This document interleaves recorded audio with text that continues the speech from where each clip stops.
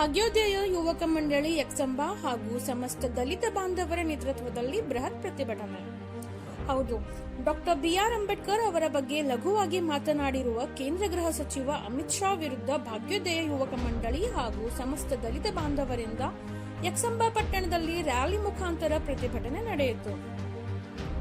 ಈ ಎಕ್ಸಂಬ ಪಟ್ಟಣದ ಪ್ರಮುಖ ಬೀದಿಗಳಲ್ಲಿ ರ್ಯಾಲಿ ಸಾಗುತ್ತಾ ನಂತರ ಸಂಗೊಳ್ಳಿ ರಾಯಣ್ಣ ವೃತ್ತದಲ್ಲಿ ಮಾನವ ಸರಪಳಿ ನಿರ್ಮಿಸಿ ಪ್ರತಿಭಟನಾಕಾರರು ಅಮಿತ್ ಶಾ ವಿರುದ್ಧ ಘೋಷಣೆ ಕೂಗುವುದರ ಜೊತೆಯಲ್ಲಿ ಕೇಂದ್ರದ ಗೃಹ ಸಚಿವ ಅಮಿತ್ ಶಾ ರಾಜೀನಾಮೆಗೆ ಪಟ್ಟು ಹಿಡಿದರು. ಅಮಿತ್ ಶಾ ರಾಜೀನಾಮೆ ನೀಡಬೇಕೆಂದು ಉಪ ತಹಶೀಲ್ದಾರ್ ಮೂಲಕ ರಾಷ್ಟ್ರಪತಿಗಳಿಗೆ ಮನವಿಯನ್ನು ಸಲ್ಲಿಸಿದರು. ಈ ಸಂದರ್ಭದಲ್ಲಿ ಪ್ರತಿಭಟನಾಕಾರರು ಮಾತನಾಡಿ, ಸದನದಲ್ಲಿ ಕೇಂದ್ರ ಗೃಹ ಸಚಿವ ಅಮಿತ್ ಶಾ ಅವರು ಡಾಕ್ಟರ್ ಬಿಆರ್ ಅಂಬೇಡ್ಕರ್ ಅವರಿಗೆ ಅವಮಾನಕರವಾಗುವ ರೀತಿಯಾಗಿ ಮಾತನಾಡಿರುವುದು ನಿಜಕ್ಕೂ ಖಂಡನೀಯ. ಕೂಡಲೇ ನೈತಿಕ ಹೊಣೆ ಹೊತ್ತು ಅವರು ರಾಜೀನಾಮೆ ನೀಡಬೇಕೆಂದು ಆಗ್ರಹಿಸಿದರು. ಇದೇ ಸಂದರ್ಭದಲ್ಲಿ ವಿನೋದ್ ಚಿತ್ತಳೆ, ವಿದ್ಯಾಧರ್ ಚಿತ್ತಳೆ, ಸುರೇಶ್ ಅಂಕ್ಲೆ, ರಾಕೇಶ್ ಮಾಳ್ಗೆ, ಶ್ರವಣ್ ತಲ್ವಾರ್, ಕಾರ್ತಿಕ್ ಮಾಳ್ಗೆ, ಪ್ರಕಾಶ್ ಕಾಂಬ್ಳೆ, ಅಣ್ಣಾ ಸಾಹೇಬ್ ಕುರ್ನೆ, ಸಂತೋಷ್ ಚಿತ್ತಳೆ, ಪ್ರದ್ಯಾನಂದ್ ಹುಳೆನ್ನವರ್, ತಾನಾಜಿ ಹುಳೆನ್ನವರ್, ಉಮೇಶ್ ಕಟ್ಟಿ, ಧನ್ಪಾಲ್ ಹೆಜ್ಜೆ, ಸಮಸ್ತ ದಲಿತ ಬಾಂಧವರು ಉಪಸ್ಥಿತರಿದ್ದರು. ವಂದನೆಗಳು. ಈಗ ಎಲ್ಲರೂ ಬಂದು ಸಹಕಾರ ಮಾಡಿದಕ್ಕ ನಾವು ಮೆರವಣಿಗೆ ಮಾಡ್ಕೊಂಡು ಬಂದಕ್ಕ ಎಲ್ಲ ಬರೋಬ್ಬರ ಆಗೈತಿ, ಶಾಂತಿಯುತ ಆಗೈತಿ. ಎಲ್ಲರಿಗೂ ಧನ್ಯವಾದ ಹೇಳಿ ಎಲ್ಲರಿಗೂ ಜೈ ಭೀಮ್. ಜೈ ಭೀಮ್ಗಳು. ಇವತ್ತಿನ ದಿವಸ ಸಮಸ್ತ ದಲಿತ ಸಮಾಜ, ಯುವಕ ಮಂಡಳ ಹಾಗೂ ಸಮಸ್ತ ಸಂಘ ಸಂಸ್ಥೆಗಳ ಪದಾಧಿಕಾರಿಗಳ ಮಧ್ಯದಲ್ಲಿ ಡಾಕ್ಟರ್ ಬಾಬಾ ಸಾಹೇಬ್ ಅಂಬೇಡ್ಕರ್ ಅವರ ಉದ್ಯಾನವನದಿಂದ ಪ್ರಾರಂಭಗೊಂಡ ಈ ಮೆರವಣಿಗೆ ಊರಿನ ಬೀದಿಗಳಲ್ಲಿ ಸುತ್ತಾಡಿ, ಅದೇ ರೀತಿ ಪ್ರತಿಯೊಂದು ಸರ್ಕಲದಲ್ಲಿ ಈ ಅಮಿತ್ ಶಾ ಅವರ ಬಗ್ಗೆ ವಿರೋಧಕವಾಗಿ ಈ ಮೆರವಣಿಗೆಯನ್ನು ತೆಗೆದುಕೊಂಡು ಚೆನ್ನಮ್ಮ ಸರ್ಕಲ್ದಿಂದ ಪಟ್ಟಣ ಪಂಚಾಯಿತಿ ಎಕ್ಸಂಬ ಇಲ್ಲಿವರೆಗೆ ಬಂದು ಸನ್ಮಾನ್ಯ ಉಪ ತಹಸೀಲ್ದಾರಾದಂಥ ಅವರಿಗೆ ನಿವೇದನೆ ಪತ್ರವನ್ನು ಕೊಟ್ಟಿದ್ದೀವಿ. ಅದೇ ರೀತಿ ಪಟ್ಟಣ ಪಂಚಾಯಿತಿಯ ಮುಖ್ಯಾಧಿಕಾರಿಗಳಾದಂಥ ಅವರಿಗೂ ಸಹಿತ ನಾವು ನಿವೇದನೆಯನ್ನು ಕೊಟ್ಟಿದ್ದೀವಿ. ಅದೇ ರೀತಿ ಈ ಪೊಲೀಸ್ ಇಲಾಖೆಗೂ ಸಹಿತ ನಾವು ಈ ಒಂದು ಮನವಿ ಪತ್ರವನ್ನು ಸಲ್ಲಿಸಿದ್ದೀವಿ. ಯಾಕಂತಂದ್ರೆ ಈ ದೇಶದಲ್ಲಿ ನಡೀತಕ್ಕಿರೋದು ಪ್ರಜಾಪ್ರಭುತ್ವ, ಇದು ಯಾವುದೋ ಸರ್ವಾಧಿಕಾರಿ ಅಲ್ಲ. ಸರ್ವಾಧಿಕಾರಿದೊಳಗ ಈ ಅಮಿತ್ ಶಾ ಅವರು ತಮಗೆ ಸ್ವರ್ಗ ಬೇಕಾದ್ರೆ ಮನುಸ್ಮೃತಿಯಲ್ಲಿ ಹೋಗಿ ಅವರು ತಮ್ಮ ಸ್ವರ್ಗವನ್ನು ಕಾಣಲಿ. ನಮ್ಮ ಡಾಕ್ಟರ್ ಬಾಬಾ ಸಾಹೇಬ್ ಅಂಬೇಡ್ಕರ್ ಅವರು ನಮಗೆ ಕೊಟ್ಟಂತ ಸಂವಿಧಾನದಲ್ಲಿ ಈ ಸ್ವರ್ಗಕ್ಕೆ ಅವಕಾಶ ಇಲ್ಲ. ಅದಕ್ಕಾಗಿ ಅವರು ಅಂಬೇಡ್ಕರ್ ಅನ್ನೋಪೇಕ್ಷ ನೀವು ಭಗವಾನ್ ಹೆಸರು ತಗೊಂಡಿದ್ರೆ ನೀವು ಸ್ವರ್ಗಕ್ಕೆ ಹೋಗ್ತೀರಿ ಅನ್ನೋ ವಿಷಯವನ್ನ ಹೇಳಿದ್ದಾರೆ. ಈ ವಿಷಯದಲ್ಲಿ ತಪ್ಪಿದೆ. ಏನಂದ್ರೆ ಅವರು ಮತ್ತೆ ನಮ್ಮನ್ನು ಮನುಸ್ಮೃತಿ ಅಂತ ನಮ್ಮನ್ನು ಒಯ್ಯಾತಾರ. ಮನುಸ್ಮೃತಿಯಲ್ಲಿ ಏನಿತ್ತಪ್ಪ ಅಂತಂದ್ರೆ ಜಾತಿ ವ್ಯವಸ್ಥೆ ಇತ್ತು, ಬ್ರಾಹ್ಮಣ, ಕ್ಷತ್ರಿಯ, ವೈಶ್ಯ, ಶೂದ್ರ ಅಂತ ಹೇಳಿತ್ತು. ಅದಕ್ಕಾಗಿ ಈ ವರ್ಣ ವ್ಯವಸ್ಥೆಯನ್ನ ಬದಿಗೊತ್ತಿ ಡಾಕ್ಟರ್ ಬಾಬಾ ಸಾಹೇಬ್ ಅಂಬೇಡ್ಕರ್ ಅವರು ಪೆನ್ನಿನ ಮುಖಾಂತರ ಡಾಕ್ಟರ್ ಬಾಬಾ ಸಾಹೇಬ್ ಅಂಬೇಡ್ಕರ್ ಅವರು ಸಂವಿಧಾನದ ಸಮರ್ಪಣೆಯನ್ನ ಮಾಡಿದಾಗ ಎಲ್ಲರಿಗೂ ಸಮಾನ ಅಧಿಕಾರ. ಡಾಕ್ಟರ್ ಬಾಬಾ ಸಾಹೇಬ್ ಅಂಬೇಡ್ಕರ್ ಕೇವಲ ದಲಿತ ಸಮಾಜಕ್ಕೆ ಮಾತ್ರ ಸೀಮಿತ ಅಲ್ಲ, ಪ್ರತಿಯೊಂದು ಸಮಾಜಕ್ಕೆ ಅನುಕೂಲವಾಗುವಂತ ಈ ಸಂವಿಧಾನವನ್ನ ಭಾರತ ದೇಶಕ್ಕೆ ಕೊಟ್ಟಿದ್ದಾರೆ. ಈ ಸಂವಿಧಾನವನ್ನ ರಕ್ಷಣೆ ಮಾಡುವಂತ ದಿನಗಳು ಇಲ್ಲಿ ಬರ್ತಾ ಇದೆ. ಇಂಥ ಕಮ್ಮುಖಗಳು, ಇಂಥ ವಿರೋಧಿಗಳು ನಮಗೆ ದಿನಾಲೂ ಬರ್ತಾರೆ. ಅದಕ್ಕಾಗಿ ಡಾಕ್ಟರ್ ಬಾಬಾ ಸಾಹೇಬ್ ಅಂಬೇಡ್ಕರ್ ಅವರು ಹಾಕಿಕೊಟ್ಟಂತ ಕಾರ್ಯಾಂಗ, ಶಾಸಕಾಂಗ, ನ್ಯಾಯಾಂಗ ಇವೆಲ್ಲವೂ ತಮ್ಮ ಕಾರ್ಯದಲ್ಲಿ ಪರಿಣಿತಿ ಹೊಂದಿ ಅದೇ ರೀತಿ ಕಾರ್ಯವನ್ನು ನಡೆಸತಕ್ಕ ಹೋದರೆ ಈ ಸಂಸದಲ್ಲಿ ಇಂಥ ದ್ರೋಹಿ ಅಮಿತ್ ಶಾ ಅಂತ ದೋರಿಗೂ ಯಾವುದೇ ತರದ ಅವಾಚ್ಯ ಶಬ್ದಗಳನ್ನು ಮಾತಾಡೋದಿಲ್ಲ. ಯಾಕಂದ್ರೆ ಕಾನೂನು ಎಲ್ಲರಿಗೂ ಸಮಾನ ಇದೆ. ಡಾಕ್ಟರ್ ಬಾಬಾ ಸಾಹೇಬ್ ಅಂಬೇಡ್ಕರ್ ಅವರು ನಮಗೆ ಕೊಟ್ಟಂತ ಹೋಟಿನ ಮುಖಾಂತರ ಇವರನ್ನ ನಾವು ಆಯ್ಕೆ ಮಾಡಿ ನಮ್ಮ ರಕ್ಷಣೆಗಾಗಿ ನಾವು ಕಳಿಸಿದ್ದೇವೆ. ವಿನಾ ಇವರು ಹೋಗಿ ಅಲ್ಲಿ ತಮ್ಮಲ್ಲಿ ವಿನಾಕಾರಣ ಜಗಳ ಮಾಡಿ ಈ ದೇಶದ ಆರ್ಥಿಕ, ಸಾಮಾಜಿಕ ಮತ್ತು ಶೈಕ್ಷಣಿಕ ಹಾನಿಯನ್ನ ಮಾಡ್ತಾ ಇದ್ದಾರೆ. ಸಮಸ್ಯೆಗಳು ಅತಿಯಾಗಿದೆ. ಈ ದೇಶದಲ್ಲಿ ಇರತಕ್ಕಂಥ ಸಮಸ್ಯೆಗಳು ಬಗೆಹರಿಸಲಿಕ್ಕೆ ಇವರು ಪ್ರಯತ್ನ ಮಾಡಬೇಕು. ಯಾಕಂದ್ರೆ ರೈತರ ಈಗಾಗಲೇ ಆತ್ಮಹತ್ಯೆ ಮಾಡ್ಕೊತಿದ್ದಾರೆ. ಅದಕ್ಕೂ ಕಾನೂನಿದೆ. ಆ ಕಾನೂನು ಬಗ್ಗೆ ಏನರೇ ಸಮರ್ಪಕವಾಗಿ ಅಧ್ಯಯನ ಮಾಡಲಿ. ಅದೇ ರೀತಿ ಮಹಿಳೆಯರ ಮೇಲೆ ಅತ್ಯಾಚಾರ ಆಗ್ತಾ ಇದೆ. ಈಗಾಗಲೇ ನಿರುದ್ಯೋಗ ಸಮಸ್ಯೆ ಜ್ವಲಂತ ಆಗಿದೆ.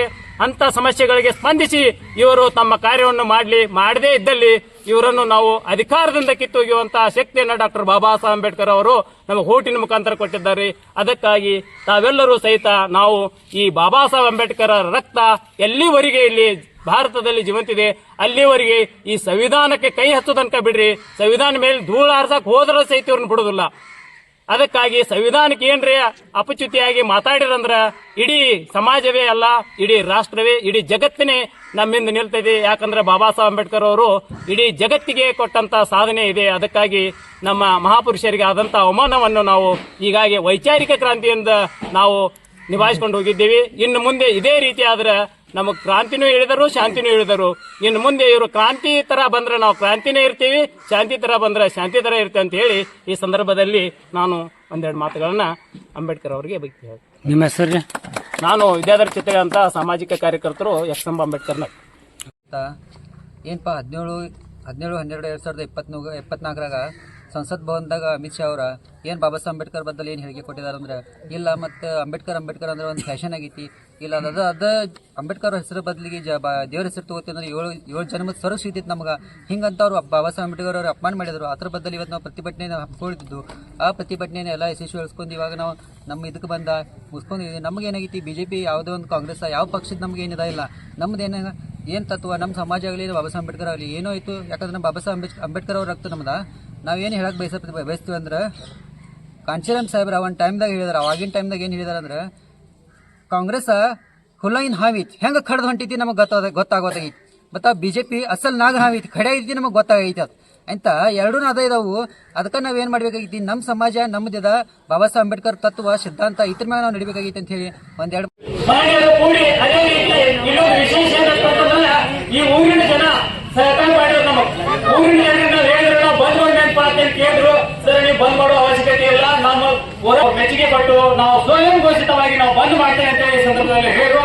ಅವರಿಗೆ ನಮ್ಮ ಸಂಘಟನೆ ಪರವಾಗಿ ತುಂಬಾ ಧನ್ಯವಾದಗಳನ್ನು ಹೇಳ್ತೇನೆ. ಈ ಒಂದು ಸಂದರ್ಭದಲ್ಲಿ ನಮ್ಮವರೇ ಆದಂತ ಸನ್ಮಾನ್ಯ ಸುರೇಶ್ ಅಂಕಿ ಸಾಮಾಜಿಕ ಕಾರ್ಯಕರ್ತರು ಹಾಗೂ ಇನ್ನೂರ ಜನರು ಸಹಿತ ಮಾತನಾಡಿದ್ದಾರೆ. ಈಗ ಮೊದಲಿಗೆ ಸುರೇಶ್ ಅಂಕಿ ಅವರು ತಮ್ಮ ಮನೋಗತವನ್ನ ವ್ಯಕ್ತಪಡಿಸ್ತಾರೆ.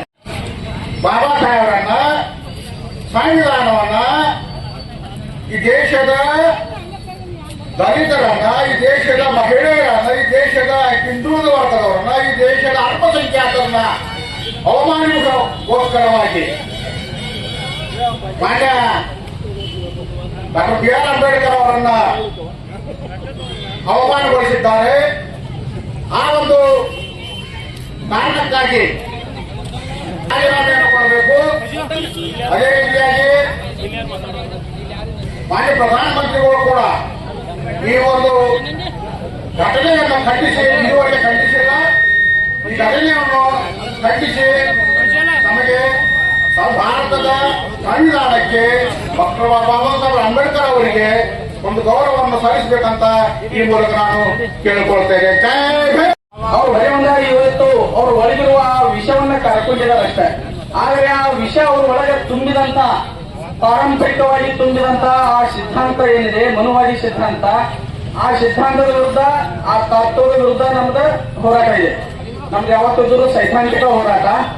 ಆದ್ರೆ ಅವರು ಪದದಲ್ಲಿ ಇರುವುದು ಬಾಬಾ ಸಾಹೇಬ್ರವರು ಕೊಟ್ಟಂತ ಅಧಿಕಾರ, ಸಂವಿಧಾನದ ದತ್ತವಾಗಿದ್ದಂತ ಅಧಿಕಾರದವಾಗಿರುವಂತಹ ಪದದಲ್ಲಿ ಇದ್ದರೂ ಕೂಡ ಬಾಬಾ ಸಾಹೇಬರನ್ನ ವ್ಯಂಗ್ಯ ಮಾಡುವಂತ, ನಿಂದಿಸುವಂತ ರಾಷ್ಟ್ರವನ್ನು ತೋರಿಸಿದ್ದಾರೆ. ಇದು ಇಡೀ ದೇಶ ಖಂಡಿಸಬೇಕಾದಂತದ್ದು. ಮತ್ತು ಯಾವುದೇ ಪರಿಸ್ಥಿತಿಯಲ್ಲಿ ಈಗ ಅವರು ಆ ಪದದಲ್ಲಿ ಇರುವುದಕ್ಕೆ ನೈತಿಕವಾಗಿ ಅರ್ಹರಲ್ಲ ಎಂದು ನಾವು ಆಗ್ರಹಿಸಿ ಅವರು ರಾಜೀನಾಮೆ ಕೊಡಬೇಕಂತ ಹೇಳಿ ಆಗ್ರಹ ಮಾಡ್ತಿದ್ದೀವಿ. ಮತ್ತೊಂದು ಈ ಒಂದು ವಿಚಾರ ಏನದ, ಇದು ಇಂದು ನಿನ್ನೆದಲ್ಲ. ಬಾಬಾ ಸಾಹೇಬ್ ಇದ್ದಾಗೂ ಈ ವಿಚಾರ ಇತ್ತು, ಅವ್ರು ಬದುಕಿದ್ದಾಗೂ ಆ ಬಾಬಾ ಸಾಹೇಬರ ಈ ವಿಚಾರವನ್ನ ಎದುರಿಸಿ ಸಂಘರ್ಷ ಮಾಡಿ ದಲಿತರು, ಅಲ್ಪಸಂಖ್ಯಾತರು, ಹಿಂದುಳಿದವರು, ಕಾರ್ಮಿಕರು, ಮಹಿಳೆಯರಿಗಾಗಿ ಸಮಾನ ಅವಕಾಶಗಳನ್ನ, ಸಮಾನ ಸ್ಥಾನಮಾನಗಳಿಗಾಗಿ ಹೋರಾಡಿದ್ರು. ಅದಕ್ಕಾಗಿ ಅವರ ಈ ಬದುಕಿಗಾಗಿ ತ್ಯಾಗಗಳನ್ನ ಮಾಡಿದ್ರು. ಅವರ ರಾಜಕೀಯ ಬದುಕನ್ನು ಕೊನೆಗೆ ರಾಜೀನಾಮೆನೂ ಕೊಡಬೇಕಾಯ್ತು ಅವರು ಮೊದಲ ಕ್ಯಾಬಿನೆಟ್ನಲ್ಲಿ. ಅದಕ್ಕಾಗಿ ಹಿಂದೂ ಕೋಡ್ ಬಿಲ್ ಸರಿಯಾಗಿ ಅನುಷ್ಠಾನ ಆಗಲಿಲ್ಲ ಅಂತ ಹೇಳಿ ಯಾವತ್ತು ಈಗ ಹಿಂದೂ ಕೋಡ್ ಬಿಲ್ ಮಾಡ್ಬೇಕಂತ ಹೇಳಿ ಏನ ಆಗಿತ್ತು ಬಾಬಾ ಸಾಹೇಬರ ಮನಸ್ಸಿನಂತೆ, ಅದಾಗಲಿಲ್ಲ ಅಂತ ಹೇಳಿ ಅವರು ನೊಂದ್ಕೊಂಡ್ರು. ಈ ದೇಶದ ಹೆಣ್ಮಕ್ಕಳಿಗೆ, ಈ ದೇಶದ ದಲಿತರಿಗೆ, ರೈತರಿಗೆ, ಕಾರ್ಮಿಕರಿಗೆ ನಮ್ಮ ನ್ಯಾಯ ಕೊಡ ಮನುಷ್ಯ ರಾಜೀನಾಮೆ ಕೊಟ್ಟು ಹೊರಗೆ ಬಂದ್ರು. ಅದೇ ನೋವಿನಲ್ಲಿ ಅವರು ಜೀವನವನ್ನ ಕೊನೆಗೊಳಿಸಿದ್ರು. ಆದ್ರೂ ಬಾಬಾ ಸಾಹೇಬರು ಕೊಟ್ಟಂತ ಸಂವಿಧಾನದಿಂದ ಇವತ್ತು ಒಂದಷ್ಟು ನಾವು ಅಲ್ಪಸಂಖ್ಯಾತರು, ಹಿಂದುಳಿದವರು, ದಲಿತರು ಒಂದಷ್ಟು ಸಣ್ಣ ಗೌರವದಿಂದ ಮರ್ಯಾದೆಯಿಂದ ಬದುಕುವಂತಾಗಿದೆ ಅಲ್ಲೆಲ್ಲೋ ಇಲ್ಲೆಲ್ಲೋ ಅಂತೇಳಿ. ಇವತ್ತು ಯಾವ್ದಾದ್ರು ಸರ್ಕಾರಿ ಇಲಾಖೆಗಳಲ್ಲಿ ಅಲ್ಲಿ ಇಲ್ಲಿ ನಾವು ಅಷ್ಟು ಹೋಗೋದಕ್ಕೆ ಸಾಧ್ಯ ಆಗಿದ್ರೆ ಅವರು ಪಟ್ಟಂತ ಸಂವಿಧಾನದ ಬಲದಿಂದ ಮಾತ್ರ ಸಾಧ್ಯ ಆಗಿದೆ ಹೊರತಾಗಿ ಯಾರು ನಮ್ಗೆ ಭಿಕ್ಷೆ ಅಂತ ಹೇಳಿ ಬರಿಪ ಅಂತ ಹೇಳಿ ಅಂತ ಕೊಟ್ಟಿಲ್ಲ. ಬಾಬಾ ಸಾಹೇಬರ ಬಲದಿಂದ ಅವರ ಸಂವಿಧಾನದ ಬಲದಿಂದ ನಾವು ಇವತ್ತು ಎದೆ ಉಗಿಸಿ ಮಾತಾಡ್ತಾ ಇದ್ದೇವೆ ಅಂದ್ರೆ ಅವರ ಆ ಭಿಕ್ಷೆ ಇವತ್ತು ನಮ್ಗ. ಅದಕ್ಕಾಗಿ RSS ಗೆ ಮತ್ತು ಈ ಹುಚ್ಚ ಅಮಿತ್ ಶಾಗೆ ನಾನು ಒಂದು ಮಾತು ಹೇಳ್ತೇನೆ, ಸುನೋ ಅಮಿತ್ ಶಾ ಅವರ RSS, ಬಾಬಾ ಸಾಹೇಬ್ ಇಸ್ ದೇಶ ಕಾ ಬಾಪ್ ಹೈ. ವಿಚಾರ ಮಾಡ್ತಾರೆ ಹುಟ್ಟಿದ ನೋಡಿಲ್ಲ, ನಾವು ಪುಸ್ತಕ ನೋಡ್ತೇವೆ. ನಾವು ಮತ್ತೊಂದು ವಿಷಯ ಅಂದ್ರೆ ಬಾಬಾ ಸಾಹೇಬ್ ಅಂಬೇಡ್ಕರ್ ಅವ್ರ ಬಗ್ಗೆ ನಾವು ಮತ್ತೊಂದೇ ಏನಿಲ್ಲ ಮತ್ತೆ ಫ್ಯಾಷನ್ ಅಂಬೇಡ್ಕರ್ ಒಂದು ಸಲಹಿಸುತ್ತ ಅಂದ್ರೆ ಆ ಸಲಹಿಸುತ್ತ ಆ ವಿಷಯಕ್ಕೆ ಒಂದು ಮಾತು ಹೇಳ್ಕೊಡ್ತೇನೆ. ಬಾಬಾ ಸಾಹೇಬ್ ಅಂಬೇಡ್ಕರ್ ಆ ಸಲಹಿಸುತ್ತ ನಿಮ್ಗೆ ಸ್ವರ್ಗ ಸಿಗೋದಿಕ್ಕೆ ಕೇಳ ನಾವು ಅವಾಗ ಸ್ವರ್ಗ ಕೇಳಾಗ ಇವನ್ನ 7 ಪೀಳಿದವರ ಉನ್ನತ ದೇವರ ಹೆಸರು ತಗೊಂಡವರು ಎಲ್ಲಿ ತಗೊಂಡವರು ಹೆಸರು ಸಿಕ್ಕಿತ್ತು, ಏನು ಯಾರು ಸಿಕ್ಕಿತ್ತು. ಬಾಬಾ ಸಾಹೇಬ್ ಅಂಬೇಡ್ಕರ್ ಅವ್ರ ಈಗ ಹೆಸರು ಇಡೀ ಜಗತ್ತಿನಲ್ಲಿ ಐತಿ. ನಾ ಏನ್ ಹೇಳೋದಪ್ಪ ಅಂದ್ರೆ ಬಾಬಾ ಸಾಹೇಬ್ ಅಂಬೇಡ್ಕರ್ ಅವ್ ಒಂದು ಮಾತು ಹೇಳ್ತಾನೆ, ಹಿಂದಿನಾಗ ಹೇಳ್ತಾನೆ, ಕನ್ನಡದಾಗ ಹಿಂದಿನಾಗ ಹೇಳ್ತಾನೆ ಅವಾಗ, ಏ ಅಮಿತ್ ಶಾ तुम्हारा 7 पीढ़ी तक भी तुम्हारा जन्मों तक भी तुम्हारा पीढ़ी का नाम अभी भी नहीं बाहर पड़ा है. उतना बाबा साहब अम्बेडकर का नाम ये पूरा जगत पूरा वर्ल्ड में फेमस हो गया है. इसके लिए मैं बाबा साहब अम्बेडकर तू बेटा है, बेटा रह के बड़ा रहना पड़ेगा. बाप तो बाबा साहब अम्बेडकर ही रहेगा.